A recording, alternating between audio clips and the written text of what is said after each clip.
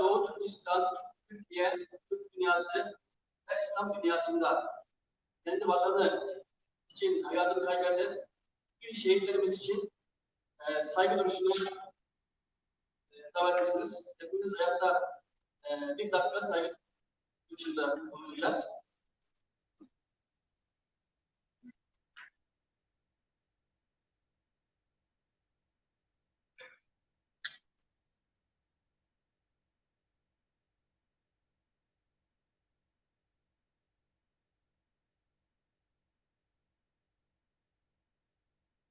Şimdi 1933'te Doğu Türkistan'da kurulan Doğu Türkistan İslam Cumhuriyeti'nin milli marşı yapacağız. Hepimiz elimizi, yüreğimizi koyalım.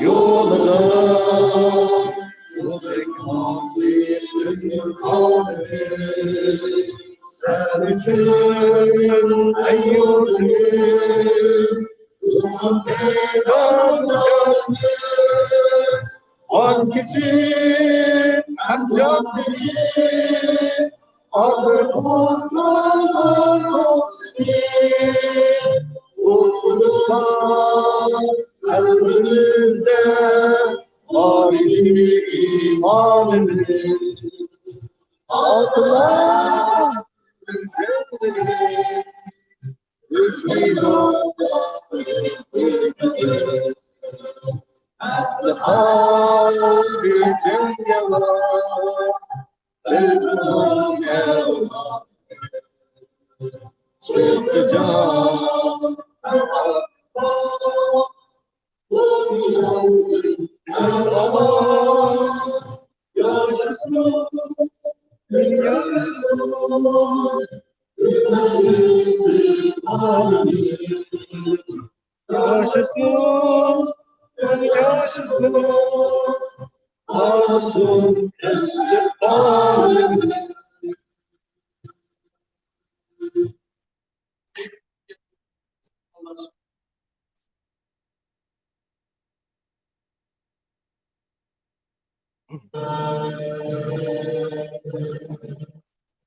Lokma sönmez bu şafaklarda yüzen alsaca sönmeden yurdumun düştük dertlerine solacak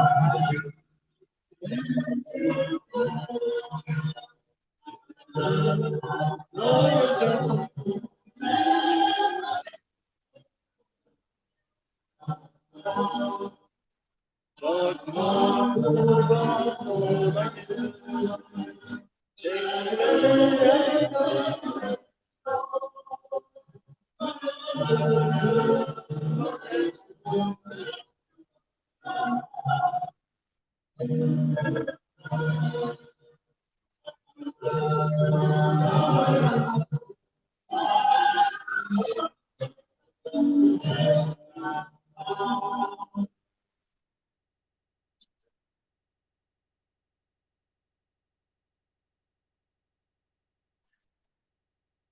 Şimdi toplantımızın açılış konuşmalarından Dünya Uygur Kurultayı Başkanı için Abdülhakim İlkisli'yi ikiye döndü.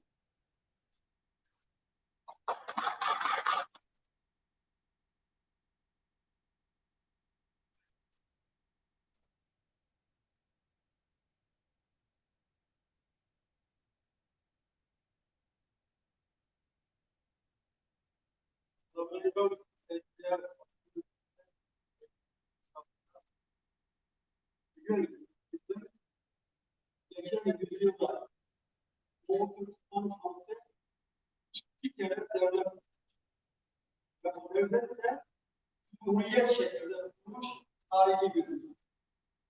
Yani 1933'te Başkan Doğu Türkistan İslam Cumhuriyeti kurduğu zaman İslam dünyasında ve dünyada ne kadar bağımsız devlet kurduğuna bir bakmamız lazım. O dönemlerde bizim ecdadımız Cumhuriyet şeklinde, Cumhuriyet Başkanı, Başministeri ve anayasa şeklinde devlet kurmuş. Aynısını yıllarca devam etmiş ve kendi tercihini, kendi vergiler idare etme iktidarına sahip olan bir devletiz. Ne yazık ki dünya dengeleri ve bu sebepten dolayı biz şimdi hasarında kalıyoruz. 1 milyar 400 bin insanın arasında Çin'in kendi dengesiyle 12 milyon doğrumuz. Bizimle baş edemeden hepimizin kan parası oldu. Doğu Türkistan halkı tuprağını kaybetmiş olabilir, devletleri yenilmiş olabilir ama Doğu Türkistan halkı hiçbir zaman iradesini kaybetmemiş, kendi kimliğini kaybetmemiş, yazdığı bile 3 kere değiştirirse bile kendi eğitimini ele almış, kendi şuuru, gururuyla Türk İslam dünyasının bu olduğu bir kadar olmaya devam etmiş. Şimdi bir kuşak bir projesi başladığı zaman önce Çin Komünist Partisi Doğu Türkistan'ı yok etmeden dışarı çıkarmak. Bu nedenle bu Çin'in dünyayı ele alma, sömürge alma, ıslah etme, bu şey statüyle kurbanları Doğu Türkistan'ı ve Rohingya Müslümanları olmuş. Biz şimdi 100 seneden beri dünyanın her bir yerinde Doğu Türkistan'ı konuşuyor. Şimdi bu sadece Doğu Türkistan meselesi olmaktan çıkmıştır. Biz hiç kimseden şimdi Doğu Türkistan'ları yardım edin diye soracak bir şeyimiz yok. Biz diyoruz ki biz size yardım edelim.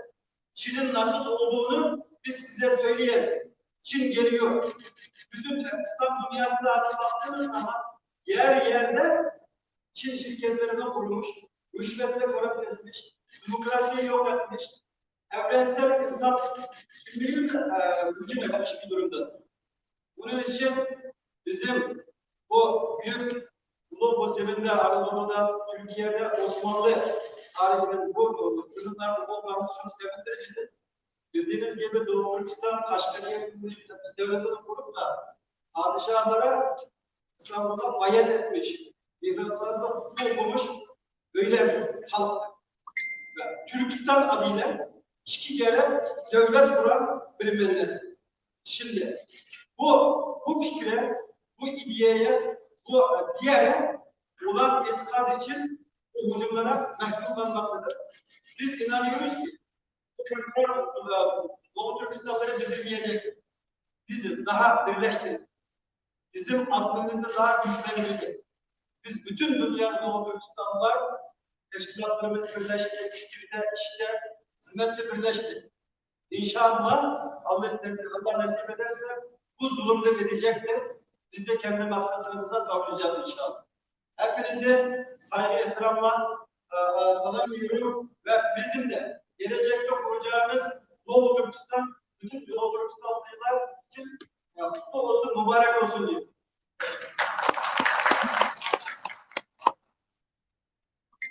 Sayın Cumhurbaşkanı Bey, şimdi herkese olan uygun hareket başkanı Yücel Mutlasman'ı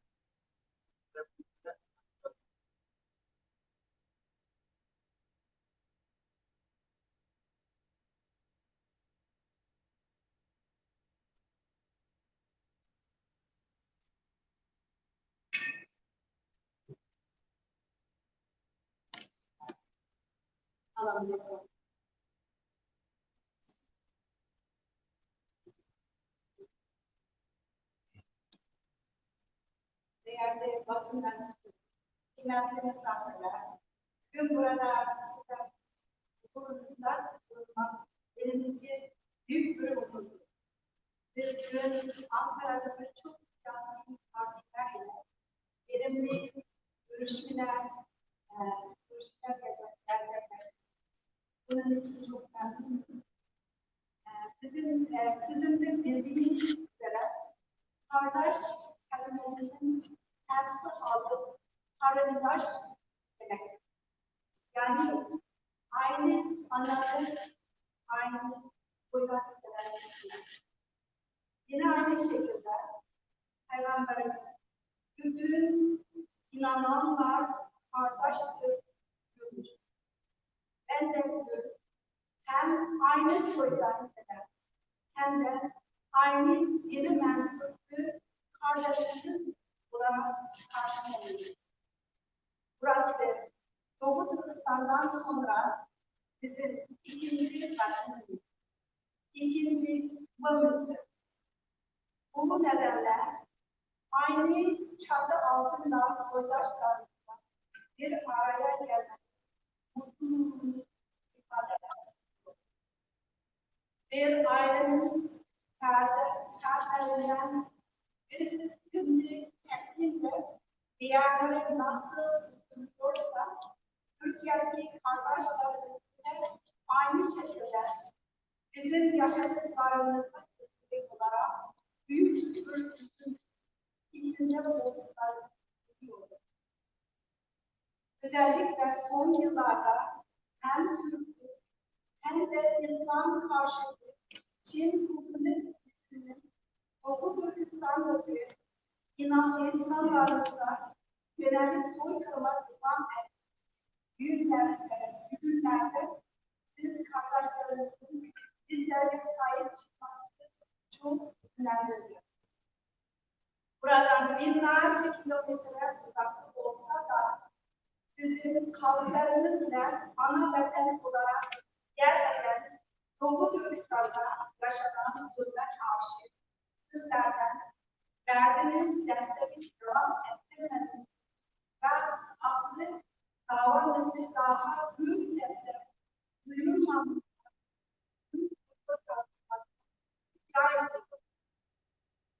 maalesef bizlere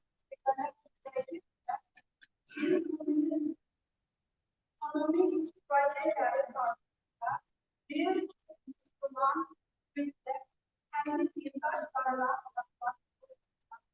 ses çıkaramamak.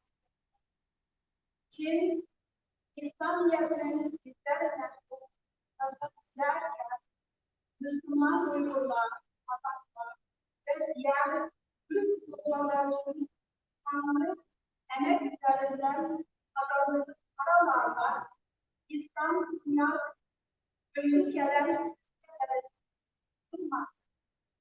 Ancak bugün dünyada nerede bir Müslümanın başı hemen en uzaktan Doğu Türkistan konusunda büyük servisinde Müslüman demektir. Sizin bir kardeşiniz olarak evet, Allah sizin de hem soydaşınız hem dindaşınız. Komünist Çin tarafından 2 yıldır aşkın bir süre önce kaçırılmıştır. Çin Komünist rejiminin sözde eğitim merkezlerinde olduğu güvenliğimiz kardeşinin ve onun gibi milyonlarca Uygur'un burada tutulması tamamen insanlığa aykırı. Benim ablam olması bir yana yıllarca doktorluk yapmış, sonra sağlık şartları nedeniyle emekli olmuş, hem görevliyken hem de sonrasında ömrünü hastalıklara adamış bir insanın nasıl bir eğitimine ihtiyaç olabilir? Bunun gibi yüzlerce mühendis, yazar, dil alimi ile birlikte milyonlarca Çin toplama kamplarında soykırımına maruz kalmak. Bu kampların eğitim merkezi olduğu yalanını söylemektedir. Burası nasıl bir eğitim merkezi ki bugün ne kardeşimin ne de eşimin annesi, babası ve yakınlarının nerede olduğunu kimse bilmiyor. Yanımda oturan eşimin akrabası, önce burada konuşmuş Abdülhamid İdris'in benim tüm akrabası Çin ülkeleri tarafından kaçırılmıştır. onların hayatta olup olmadıklarına dair bir bilgi ve bugüne kadar alamadım. Doğu Türkistan'da yaşanan bu soykırım insanlık tarihinde eşine az rastlanır şekilde cereyan etmektedir. Bu sadece benim ablamın ya da eşimin akrabalarının başına gelen hadiseydi. İstanbul'dan Ankara'ya gelen her yerinde ve dahil diğer ülkelerdeki Müslüman kardeşlerinin ailelerinin durumu hakkında büyük bir endişe yaşamaktadır. Çünkü zulmün geldiği nokta tarif edilemezmiştir.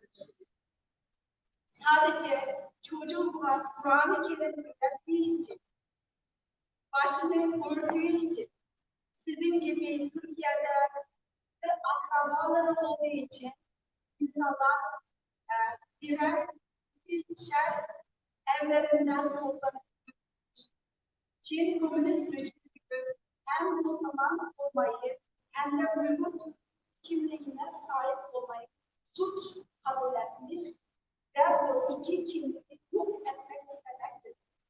Müslüman Türk kızları, Müslüman Uygur kızları, ateist Çinlilerle zorla evlendirilmektedir. Uygur çocuklar ailelerinden koparılıp bire Çinlileştirilmek, Kur'an-ı Kerim evlerden yakılmaktadır.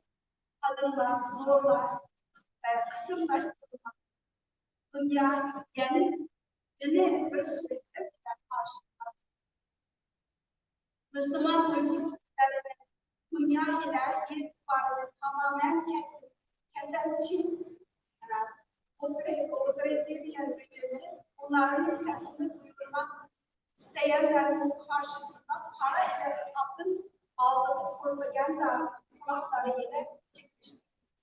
Ama bu zalim rejimin unuttuğu bir şey var ki o da bu zulme karşı çıkan sizler gibi Müslüman Türk kardeşlerimizin vicdanı ve kahramanlığı, insanlık haysiyetinin kurulması ve tarihte yeni faşist idealarının yer almaması için ve aynı kanı taşıyan, aynı kalbı sahip ve aynı dine kardeşlerimize rica bize destek verip arttırarak devam etmemeliyiz.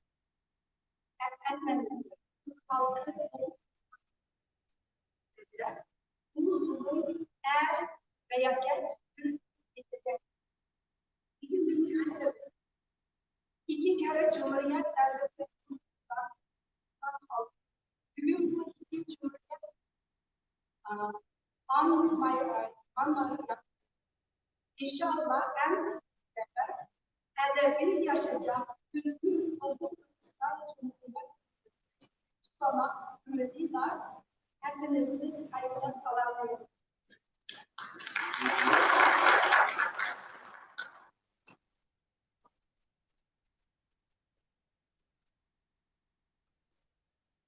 Gülşen Abbas Hanım'a teşekkür ederiz. Şimdi açılış konuşmalarını yapmak üzere ve basın açıklamasını yapmak üzere Uygur Akademisi Doktor Ferhat Hanım'dan bir ilave.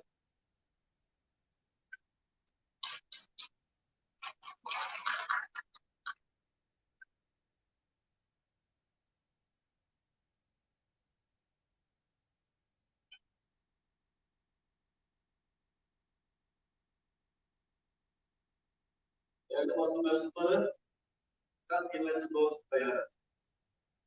Bugün 12 Kasım 1990 tarihinde Aşkar'da ilan edilen Doğu Türkistan Cumhuriyeti'nin 87. yıl dönümü.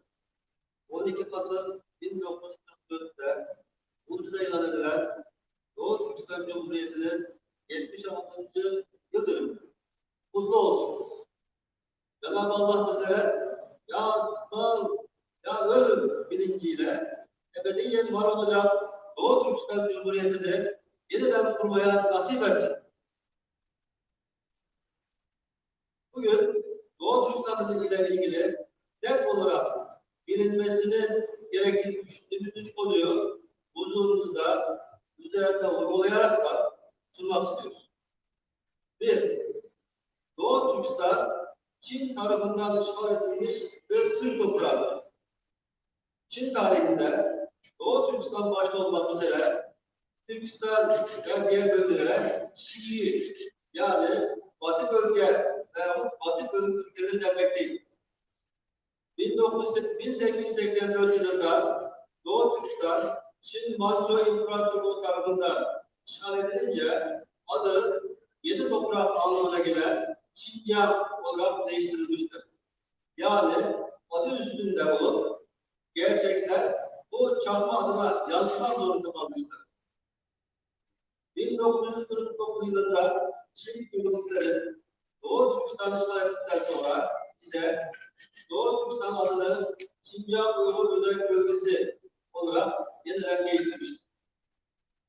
Günümüz Çincesinde bile Doğu Türkistan ile Çin arasındaki gerçek statü, gerçek komşuluk ilişkileri sınır kapısının içi ve sınır kapısının dışı yani Guanglai, Guanlei, gümrük kapısı veya gümrük kapısının dışı Guankaoli, Guankaoli yahut Kaoli sözcükleriyle ifade edilmekte olup burada kastedilen sınır kapısı veya gümrük kapısı ise Doğu Türkistan ile Çin hududunda bulunan Yeşim kapısı yani Yumruan ile Çin Seddi'nin başlangıç noktası olan Jiayu sınır kapısı yani Jiayu Guankao'dur.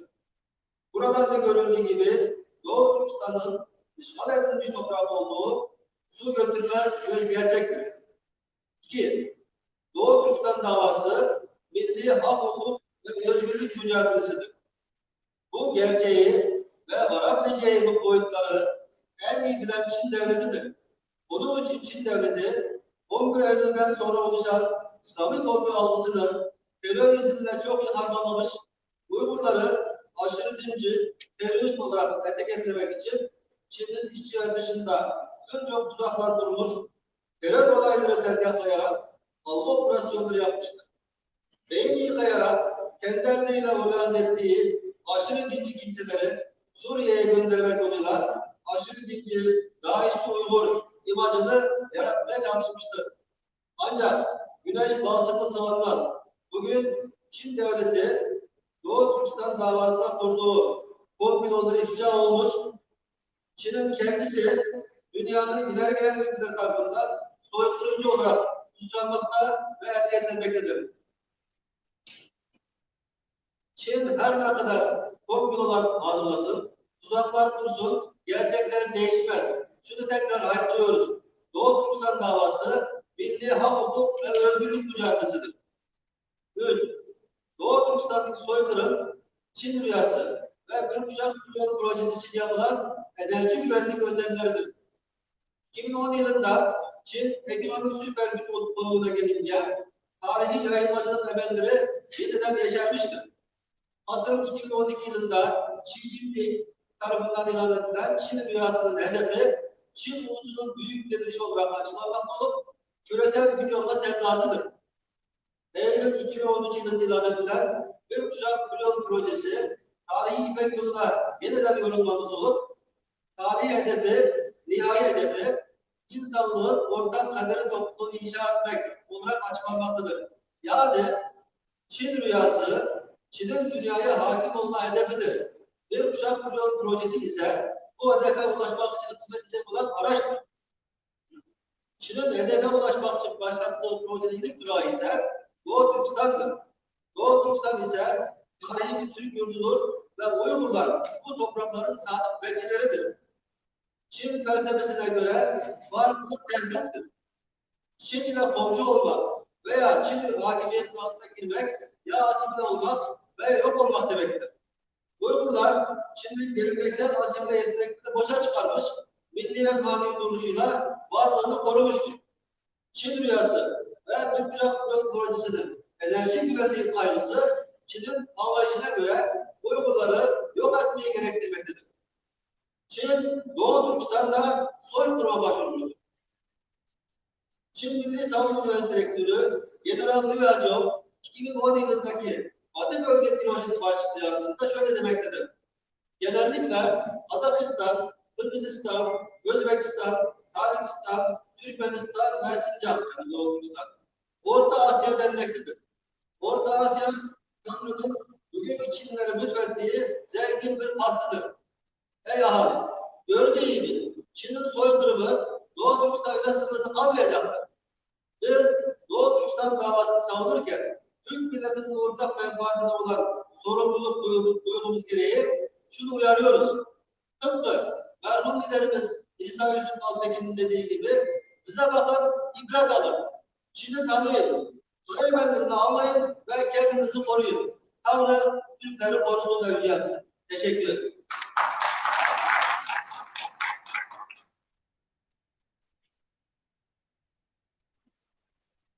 Doktor Ferhat Ahmet diye teşekkür ederiz.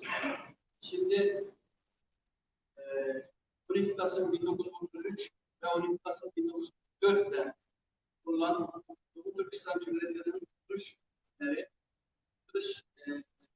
ve 1930 yılında Komünist Çin'in Doğu Türkistan'ı işgal konusunda Dünya Uygur Kurultayı Başkanı'yla Uygur Araştırma Enstitüsü Müdürü ve aynı zamanda Hacettepe Üniversitesi Tarih Bölümü öğretim üyesi Doktor Erkin Ekrem'i kürsüye davet ediyorum.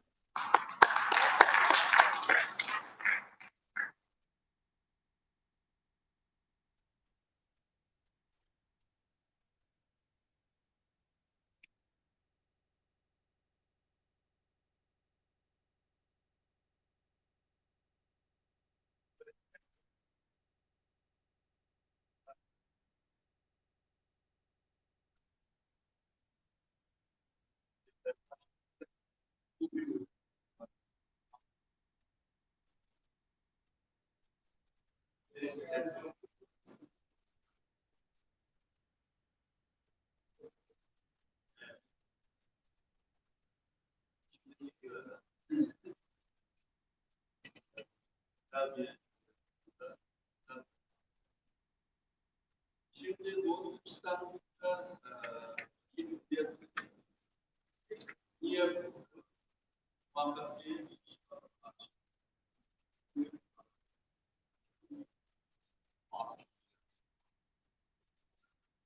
Bu bölge Çin'in en eski devamında yani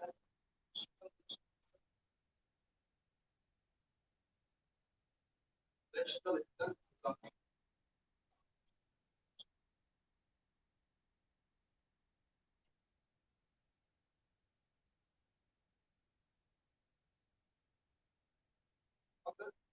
iş yaparken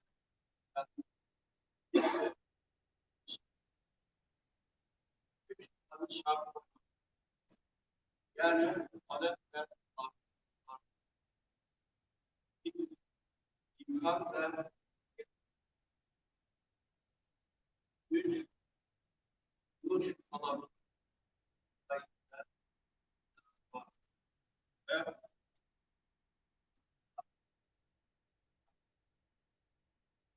bunu da şart. Talep var mı? Arzu var. Bu mutlaka var. Eğer olmaz.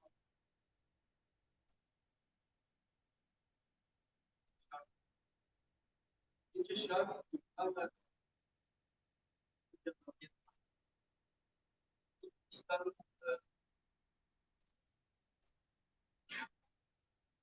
tarihten beri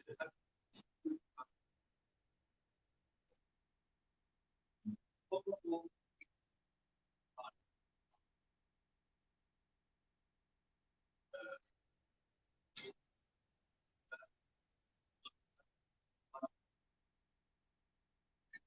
örneğin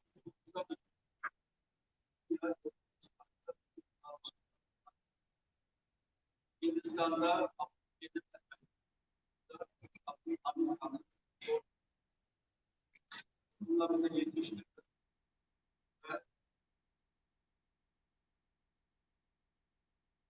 milyon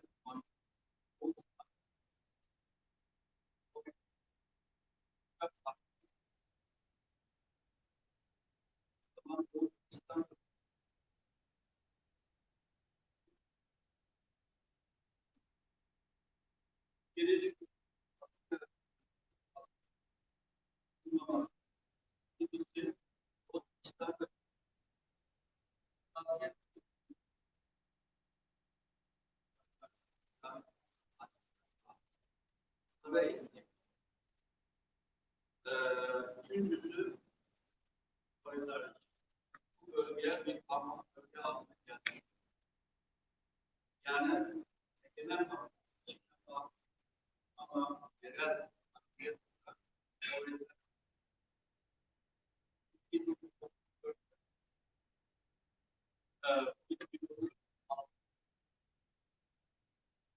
bu nedenle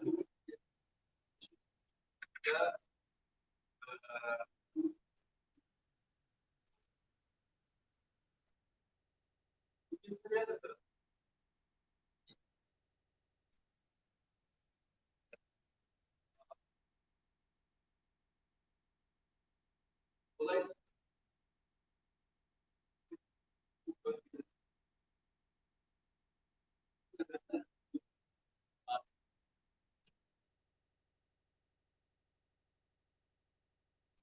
şimdi bu yer güçleri var.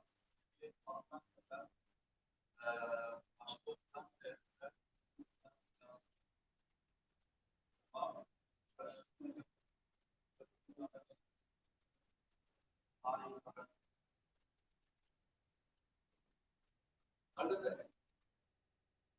yani önemli bir de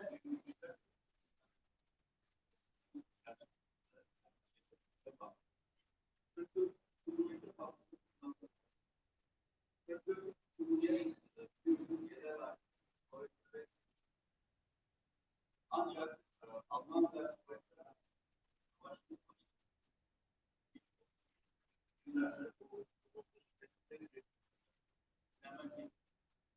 o yüzden Alman'a karşı aynı ve Alman korkusu o bölgedeki kuvvetlerden tutmak istedi. Dolayısıyla tam böyle işte Almanlar işte bir dönemde mevcut hakimiyet başında şimdi bu ısrarında çok fazla. Bu bir ihanet. Çünkü Doğu Türkistan'da savaş için bazı şeyler örneğin çağ, örneğin altın, bundan da alalım. Şimdi artık bahçede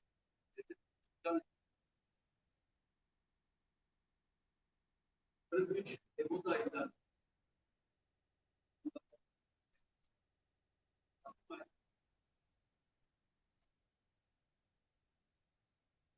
ve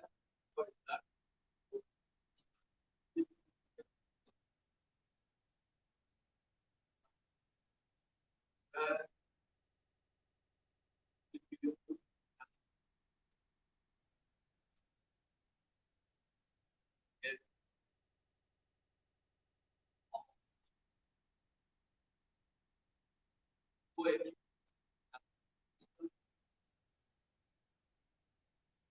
ve buna göre imkan var mı?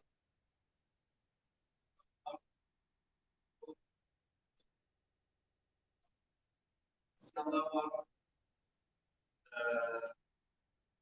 Ben aldım. Değil yani bir ateşinde hemen atacak. Dolayısıyla Stalin iyi istifade etti. Bu binanın yani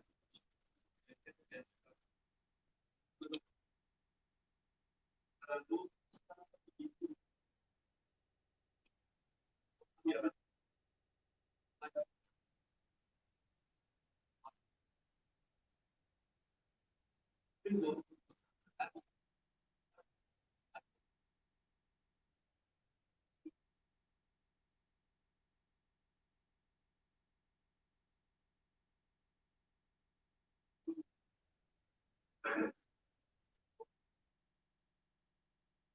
Bunlar çocuklar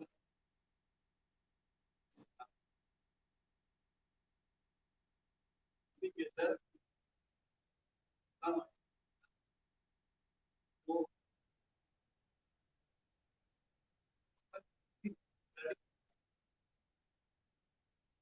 o yüzden burada polis kim yapıyor? En uygun olan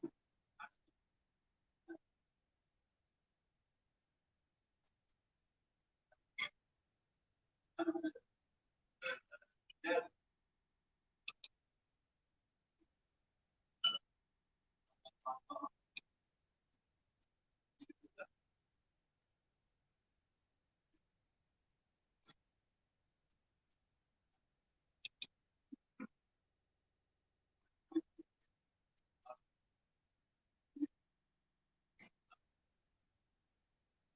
Polis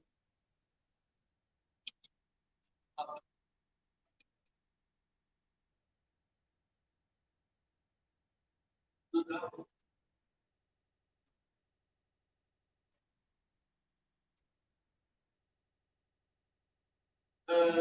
ancak bu cumhuriyet anlamda sayıp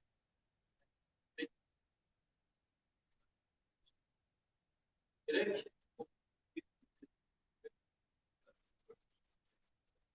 bu cumhuriyetin adı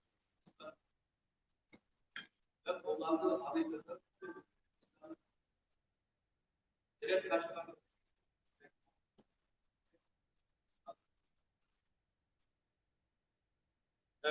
bunun için Bolca hükümetinin etrafından İkinci Dünya Savaşı'nın mühendisliğine doğru.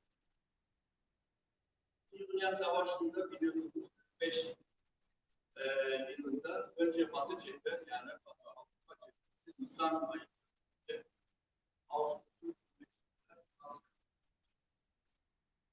15 Ağustos öncesi Amerikan hükümeti anlaşma. Bu anlaşmanın tek mantığı yani bizden Sovyetler Kullanıcı'nın desteğiyle çekilir. Ve o altında. Böylece Dünya Savaşı bitti. O neydi? Ve o da hükümetinin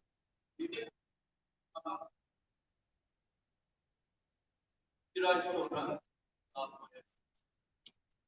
Böylece dışında da ayıplar yine 1947'de savaş başladı. 49'da 47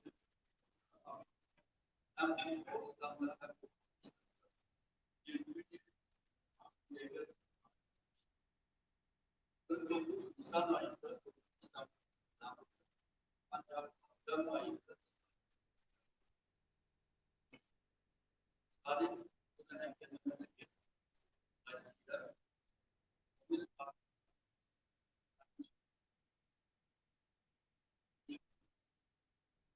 böylece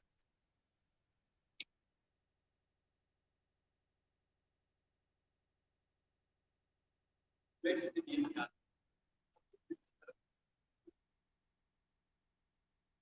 neredeyse planlanmaya başladı. Bu nedenle geçmişteki ve daha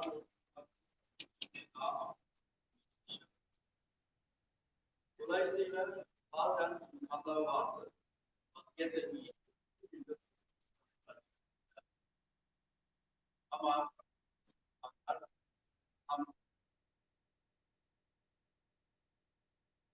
hem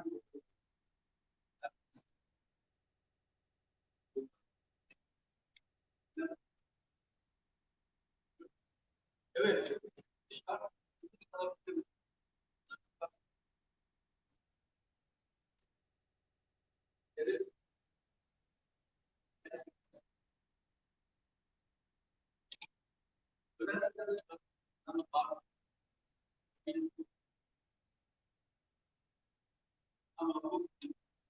bu gelişme yapmış. Bugünkü vaziyeti tam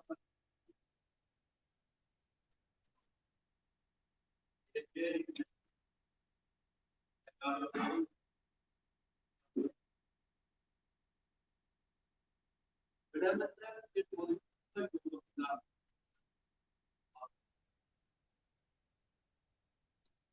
ancak bir vaziyette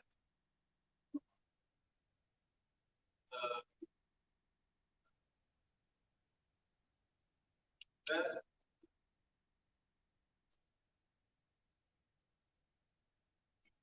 bu hem hem de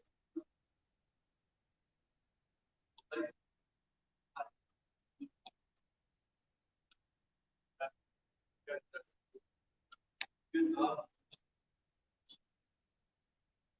yazdık. Bizim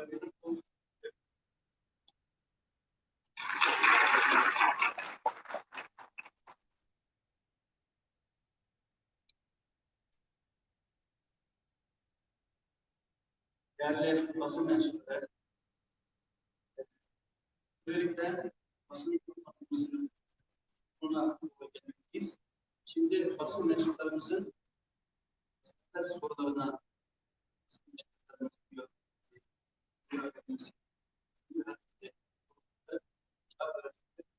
istediğiniz soruyu sorabilirsiniz. Biz var. Evet, soru sormak isteyen varsa lütfen bildirsin, mikrofonu uzatalım.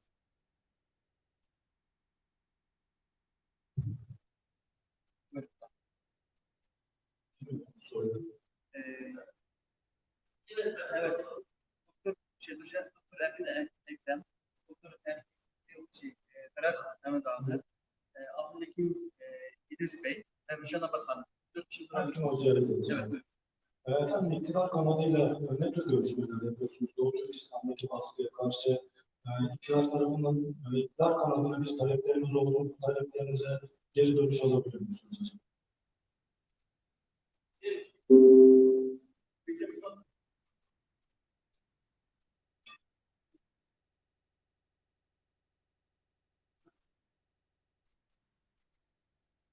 Türkiye için söylüyoruz. Evet. Tabii ki şimdi bulunduk. Hem yaptık, hem de Türkiye'deki şimdi bulunduk. Fakat bu fikri tarzı ortamda genel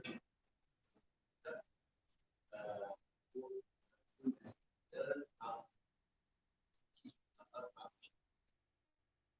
gerçekten kendi çıkarını çalışmalar her şeyden yapmış. Fakat başka bir şey de var. Devlet siyasi olarak ama halk olarak yani kent olarak buna ilgi biliyor.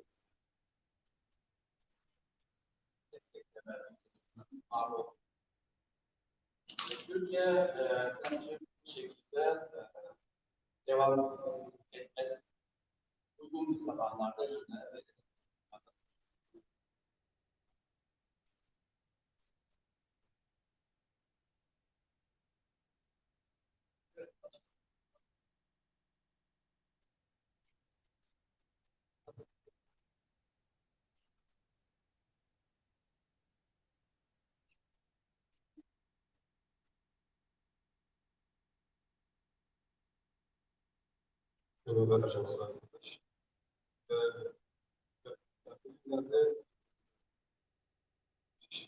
Siyasi partileri ziyaret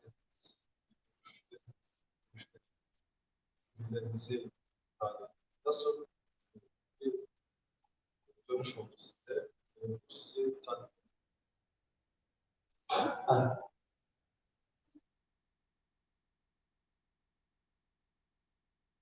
Biz Doğu Türkistan meselesini Türkiye'de partiler üstü bir mesele olarak bildiğiniz gibi Doğu Türkistan meselesi Amerika-Çin meselesi. Avrupa Çin meselesi, İslam Çin meselesi, Japonya Çin meselesi, Avustralya Çin meselesi ve Müslüman döneminde cümlede Türkiye Çin meselesi olacak bir mesele. Büyük bir mesele. Bir partinin işleri değil, bütün devlet işleri. Bunun için biz Doğu Türkistan olarak Türkiye'de bütün partileri ziyaret tanıtımı bulunduk. Doğu'da tanıtımı kabul ettik. Görüştük Doğu Türkistan'a verdi. Ve burada yapılabilecek taktik şeyleri talep etti. Ve onların yapacağını söz verdi. Şimdi biz Doğu Türkistan'da olarak şu anda ben Amerika'dayım. Amerika'da ve yerdeyiz. Avrupa'da yerdeyiz. Ama o Doğu Türkistanlar olarak bizim için bir rüzgar. Emri hareket Türkiye. Türkiye'nin liderliğinde, Türkiye'nin önderliğinde bu Doğu Türkistan meselesi kanaatindeyız. Diyoruz ki Türk'üz, Türk'ten başka dost yoktur. Biz de Türk'üz ve Müslümanız. Bunun için biz burada ister siyasetçiler olsun, düşünce kuruluşları olsun, böyle karar mekanizminde çalışanlar olsun, herkese bu Doğu Türkistan meselesinde daha da ilgilenmesini istedik. Hatta biz Türkiye'de istediğimizi şu söylüyoruz.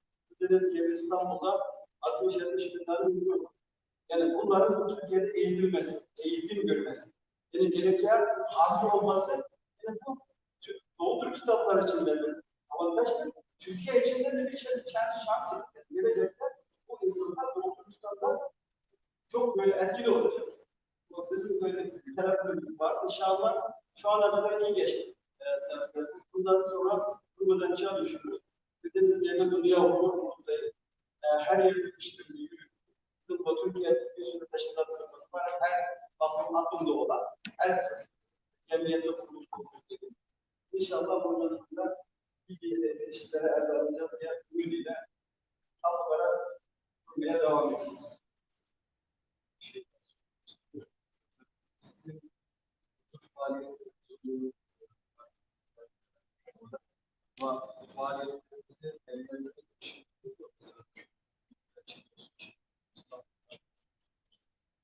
Karşımıza çıkıyorlar.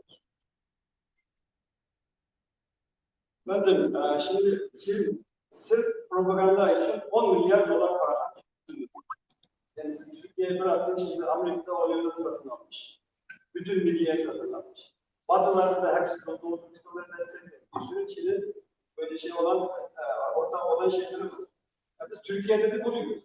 Genellikle Türkiye'de mesela, ben açık söylemek istesem, Doğu Project grubu Çinliler için Çin gibi çalışıyor. Şimdi Türkiye'de böyle asasi büyük medyalarda Doğu Project'e söz hakkı veriyor. Ama Doğu Türkistanlılara savunma hakkı verildiğini ben göremedim. Yani kendi açımdan konuşuyorum. Türkiye'de işlerden bilmiyorum da. Ama kendi açımdan bu meseleye bize böyle bir fırsat verilmediğini görüyoruz. Ama siz basın mensupları gelip de bizim bu Doğu Türkistan konusunda yaptığını sevindim. Yani bizden çok soruyorlar. Yani şimdi şunu diyoruz, siz Amerika için çalışıyorsunuz, bayağı bir sürü şeyler geçiyor. Ama şunu sormak istiyorum bunu soranlara. Gidin İstanbul. 60-70 tane aile. Her ailenin kapısı düşük. Gönlü perişan. Çünkü çocuğu memlekette kalmış. Hanımı orada kalmış. 3-4 seneden beri kimin hayat olup olmadığını bilemiyor. Bu insanları, memlekette insanları Doğu Türkistan kamplara sokmuşlar. Bizi burada depresyona sokmuş. Doğu Türkistan olarak şu anda sağlamız da iyi değil. Bizim düşünce kuruluşumuz da iyi değil.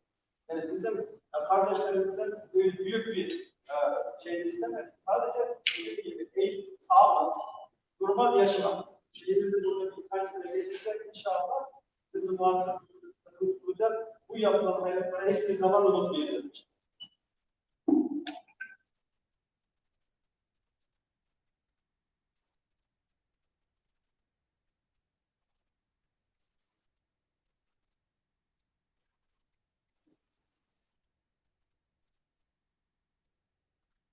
İsterseniz de şeyler böyle birer konuşup da interview yapsak daha güzel olur diye düşünüyorum bizimle.